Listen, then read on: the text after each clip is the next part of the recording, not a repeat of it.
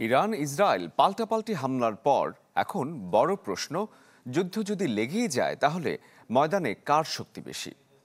Global fire পাওয়ারের জরিপ অনুসারে সামরিক সক্ষমতায় বিশ্বে ১৬তম অবস্থানে রয়েছে ইরান, আর মাত্র এক ঘর এগিয়ে সমান টক্কর দিচ্ছে ইসরায়েল। সেনা সংখ্যায় ইসরায়েলের তুলনায় বেশ এগিয়ে আছে ইরান, তবে ইসরায়েলে রয়েছে শক্তিশালী আকাশ প্রতিরক্ষা ব্যবস্থা।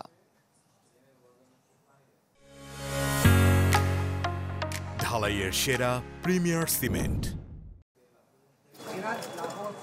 মধ্যপ্রাচ্যে বাঁচছে যুদ্ধের দাবামা, আর এর অন্যতম দুই চরিত্র ইরান ও ইসরায়েল।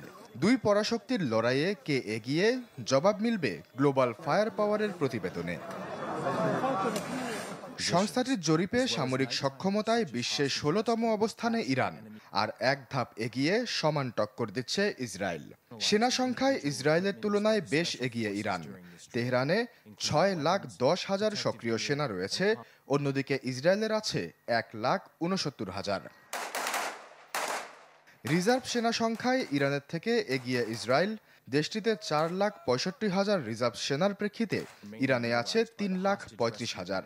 এছাড়া স্থলে ট্যাঙ্ক, সাঁজোয়া যান ও আর্টিলারিতে ইসরায়েলের চেয়ে ঢের এগিয়ে ইরান। ইসরায়েলের সামরিক বিমান রয়েছে ৬১১টি, যার মধ্যে যুদ্ধবিমান ২৪০টি। এর থেকে সামান্য কম ইরানের। দেশটির সামরিক বিমানের সংখ্যা ৫৫১, তবে তেহরানের যুদ্ধবিমান ১৮৮টি। গ্লোবাল ফায়ার পাওয়ারের পরিসংখ্যান অনুযায়ী ১৪৭টি হেলিকপ্টার নিয়ে ইরানের চেয়ে শক্তিশালী ইসরায়েল। ইরানের হেলিকপ্টার সংখ্যা ১২৮। সাবমেরিনের দিক দিয়ে ব্যাপক শক্তিশালী ইরান।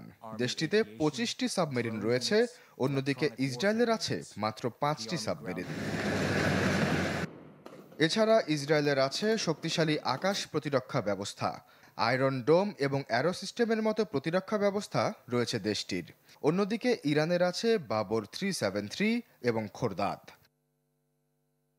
আশ্বাস চৌধুরী, চ্যানেল 24।